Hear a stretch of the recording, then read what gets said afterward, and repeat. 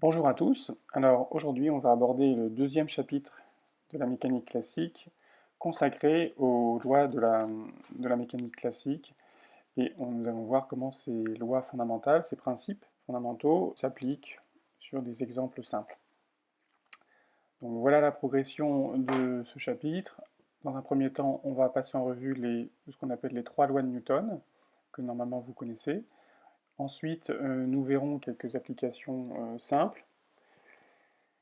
Et dans un troisième temps, on verra comment il est possible de mettre au point des algorithmes numériques pour résoudre les équations de Newton. Alors commençons par le grand 1 sur les lois de Newton. Alors, juste une petite chose, les lois de Newton, elles ont été énoncées par Newton au XVIIe siècle sous une certaine forme.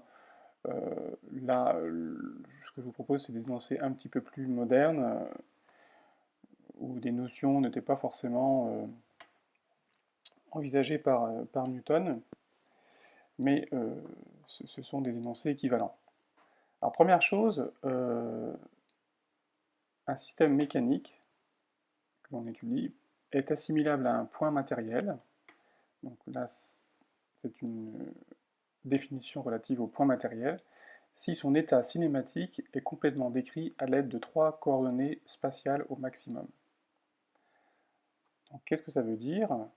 Si son état cinématique est complètement décrit à l'aide de trois coordonnées spatiales, ça veut dire que pour repérer complètement ce système, il vous suffit de trois coordonnées spatiales, typiquement x, y, z. Alors, cette notion de point matériel, elle est très importante, euh, mais pas forcément facile à expliquer et elle est un peu délicate. En fait, tout système ne peut pas être décrit, ne peut pas être assimilé à un point. Ça dépend. Si vous prenez par exemple la Terre, si vous regardez de près la Terre, vous voyez bien que les océans sont en mouvement.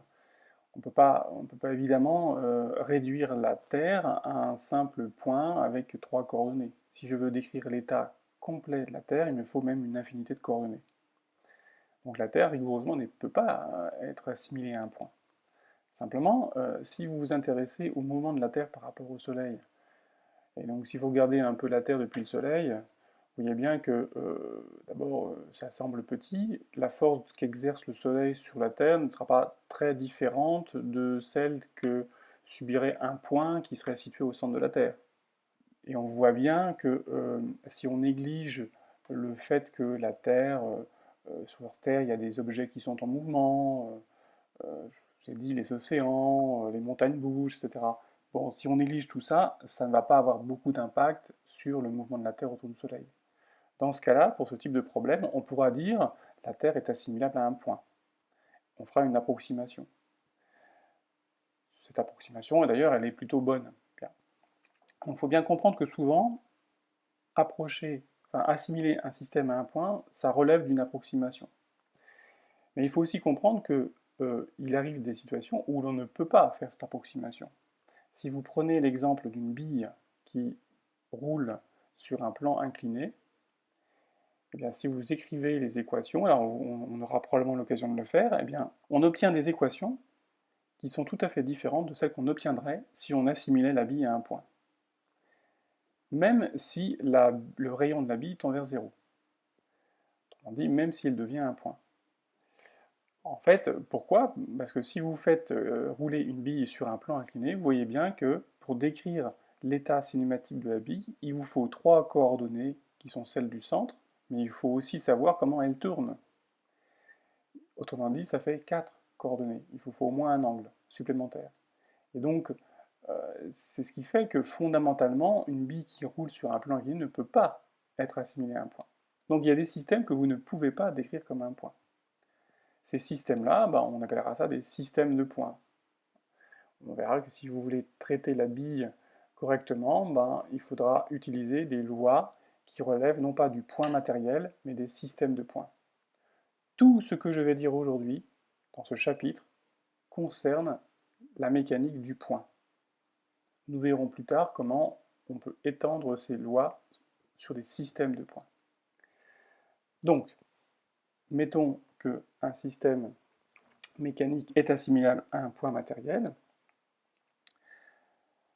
Une de ses propriétés dynamiques sera ce qu'on appelle sa masse. Donc je lis le texte. Ces propriétés dynamiques sont décrites par un scalaire positif noté m, mesurant l'inertie du mouvement. C'est ce qu'on appelle la masse inerte.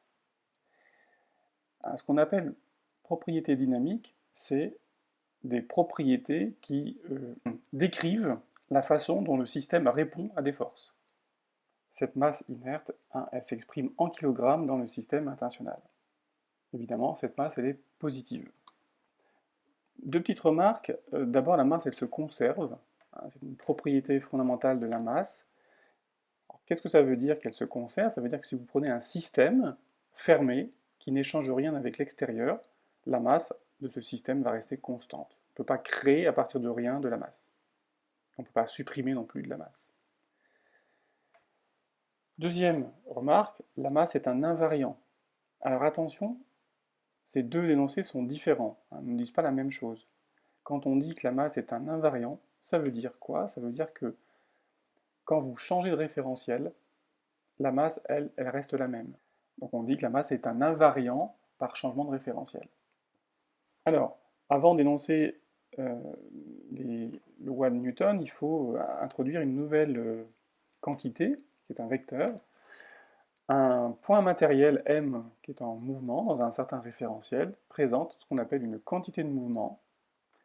Et cette quantité de mouvement, c'est un vecteur que j'appellerai toujours petit p, avec une petite flèche dessus. Donc c'est un vecteur qui s'écrit m fois v, c'est-à-dire la masse du point, fois la vitesse de ce point. Cette quantité de mouvement p, elle s'exprime donc en kilogrammes mètres par seconde. Et c'est une quantité qui, évidemment, comme ça dépend de la vitesse, ça dépend du référentiel. Quand vous changez de référentiel, la quantité de mouvement change. Donc c'est important de préciser dans quel référentiel vous étudiez un système, ce point matériel, si vous voulez introduire, si vous voulez calculer sa quantité de mouvement. Alors, venons-en à la première loi de Newton, ou le premier principe de la mécanique classique, qu'on appelle le principe d'inertie, que l'on doit plus ou moins d'ailleurs à Galilée. D'ailleurs, Newton rend hommage à Galilée et attribue ce principe à Galilée, même si dans les faits, Descartes l'a peut-être un peu mieux énoncé que Galilée. Alors voilà l'énoncé. Dans un référentiel galiléen, un point matériel isolé conserve sa quantité de mouvement. En conséquence, sa trajectoire est rectiligne uniforme. Alors, plusieurs termes ici dans cet énoncé. Dans un référentiel galiléen, première chose, qu'est-ce que c'est qu'un référentiel galiléen? En fait, un référentiel galiléen, c'est ni plus ni moins qu'un référentiel dans lequel le principe d'inertie, c'est ce que l'on énonce là, est vérifié. D'accord? Donc en fait, ce principe d'inertie, en quelque sorte, définit le référentiel galiléen. Deuxième terme, un point matériel isolé. Alors qu'est-ce que c'est qu'un point matériel isolé? C'est juste un point matériel qui ne subit aucune action de la part de l'extérieur. Alors il faut faire une petite distinction entre isolé et pseudo-isolé. Isolé, ça veut dire donc rigoureusement un point ne subit aucune action de l'extérieur. Alors en fait, ça n'existe pas. Pourquoi? Parce que pour que ça existe, il faudrait que le point soit vraiment isolé et que l'univers soit constitué d'un seul point. Le problème, c'est que ce n'est pas le cas, et donc évidemment, n'importe quel point matériel subit au moins la force de gravitation de tous les autres corps, et donc n'est jamais complètement isolé. Alors, par contre, pour s'en rapprocher, une manière de s'en rapprocher, c'est simplement d'imaginer un point qui subit des actions qui se compensent exactement. On dit alors qu'il n'est pas isolé, mais pseudo-isolé. Par exemple, si vous posez un palais, par exemple, de hockey sur une patinoire, en première approximation, on peut supposer que il n'y a pas de frottement particulier, et si vous posez le palais sur la patinoire, eh bien, le poids de ce palais est compensé par la réaction du support, et la somme des forces, la somme des actions s'annule. Dans ce cas-là, on dit que le palais est un système pseudo-isolé. Si vous le Donc d'après le principe d'inertie, si je le mets en mouvement, il va garder sa quantité de mouvement, c'est-à-dire que la vitesse va être constante, son mouvement va être rectiligne uniforme. La trajectoire rectiligne uniforme est une espèce de trajectoire naturelle que tous les corps ont si on ne les perturbe pas. Alors, une des questions qu'on peut se poser, c'est évidemment, c'est est-ce qu'on connaît des référentiels galiléens? Alors, vous comprenez bien que, puisque le principe d'inertie est une définition, en quelque sorte, du référentiel galiléen, eh ben, il faut vérifier si le principe d'inertie est valide pour pouvoir dire si un référentiel est galiléen. Mais pour vérifier que le mouvement est rectiligne uniforme, évidemment, ça se fait avec un certain degré de précision. Et donc, on n'est jamais sûr qu'un référentiel soit absolument galiléen. On peut simplement dire ce référentiel est galiléen avec un certain degré de précision. Par exemple, le référentiel de Copernic, c'est-à-dire le référentiel dont l'origine est le centre de masse du système solaire, et dont les trois axes pointent vers des étoiles fixes. Ce référentiel est un très très bon référentiel galiléen. Si vous cherchez à vérifier le principe d'inertie, ça marche très très bien. Simplement, rigoureusement, le référentiel de Copernic tourne autour du système que représente la Voie lactée. Et si vous cherchez à vérifier le principe d'inertie en faisant une expérience qui dure plusieurs millions d'années, vous verrez que le principe d'inertie ne marche pas tout à fait. Et donc rigoureusement, le référentiel de Copernic n'est pas galiléen, il est simplement approximativement galiléen avec un très très très bon degré de précision. Évidemment, pour des expériences humaines, le référentiel de Copernic est un très bon référentiel. Bon, maintenant, vous comprenez bien que si vous voulez étudier un enfant sur une balançoire, on ne va pas avoir envie d'étudier ça dans le référentiel de Copernic, ça va être compliqué. Et il est plus naturel d'étudier le mouvement de l'enfant sur la balançoire par rapport au référentiel terrestre. D'où la question, est-ce que le référentiel terrestre est galiléen? Eh bien, rigoureusement non. Le référentiel terrestre n'est pas galiléen. Et fondamentalement, il n'est pas galiléen parce que la Terre tourne sur elle-même. Simplement, et c'est ce que je vais vous demander de retenir, c'est que les effets qui sont liés au fait que la Terre n'est pas un référentiel galiléen, ces effets-là sont très faibles, sont peu visibles, et si vous voulez les mettre en évidence, il faut faire des mesures extrêmement précises. Autrement dit, si on se contente d'un niveau de précision pas trop élevé, eh bien le référentiel terrestre est en première approximation un bon référentiel galiléen. Donc ce que je vais vous demander de retenir, c'est que par défaut, la Terre sera considérée comme un référentiel galiléen, mais il faut savoir que si vous voulez faire des mesures extrêmement précises, typiquement avec 5 chiffres après la virgule, il ne faut pas considérer le référentiel terrestre galiléen. Mais si on se contente d'une précision de 1%, voire 1 pour 1000, ça suffit. Donc, sauf précision contraire, vous supposerez que le référentiel terrestre est galiléen. Alors, c'est bien beau, là on a vu un principe d'inertie qui concerne les systèmes isolés. Mais qu'est-ce qui se passe quand le système n'est plus isolé, c'est-à-dire quand le système est soumis à des actions de la part de l'environnement? Alors d'abord, la façon de modéliser l'action qu'a l'environnement sur un point est décrite par ce qu'on appelle le vecteur force, qui est un vecteur que je noterai souvent petit f avec une flèche dessus, et ce vecteur présente plusieurs attributs. D'abord un point d'application, la force elle s'applique en un point. Évidemment, comme on étudie le point matériel, ce point d'application c'est ici m.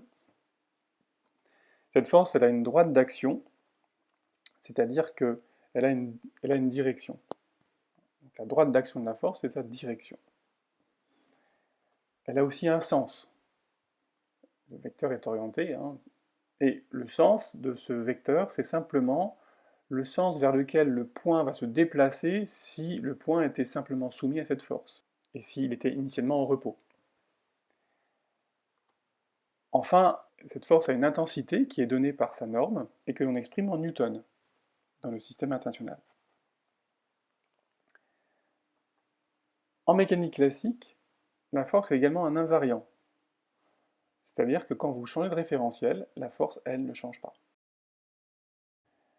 Venons-en au principe fondamental de la dynamique, qui va permettre de décrire le mouvement d'un corps soumis à des forces. Alors je l'énonce, dans un référentiel galiléen, un point matériel soumis à une force F évolue suivant la loi. La dérivée de la quantité de mouvement par rapport au temps, c'est-à-dire la masse fois l'accélération, c'est égal à la force, ici la somme des forces, qui s'exerce sur le point. J'insiste, ça ne peut fonctionner que si vous êtes dans un référentiel galiléen. Donc la première chose à faire, c'est de savoir si le référentiel d'étude est galiléen, ou si vous l'assimilez à un référentiel galiléen. Deuxième chose, ça ne s'applique qu'à un point matériel. Autre chose, quand vous écrivez cette loi ici, c'est une équation vectorielle, et comme toute équation vectorielle, eh bien, ce qu'il faut faire, c'est la projeter suivant un système d'axes.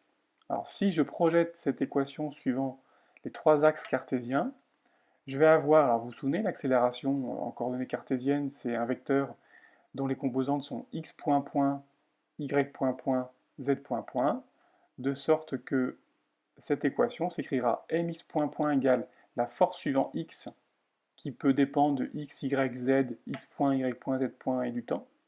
C'est une expression compliquée, ça dépend du problème. Je vais avoir la même chose, my point point égale une fonction de x, y, z, x point, y point, z point et t, etc., etc. Donc, autrement dit, l'équation vectorielle qu'on a ici va donner trois équations différentielles, et toute la difficulté va être de résoudre ces équations différentielles pour pouvoir ensuite en déduire les équations du mouvement. Alors vous comprenez la difficulté ici, c'est qu'a priori, on obtient trois équations différentielles qui sont couplées parce que le x ici se retrouve à la fois ici et ici, donc en fait, ces trois équations différentielles sont en général couplées. Mais nous verrons des systèmes assez simples qui font que nous saurons résoudre ces équations différentielles. Dernier principe de la mécanique classique, c'est le principe des actions réciproques.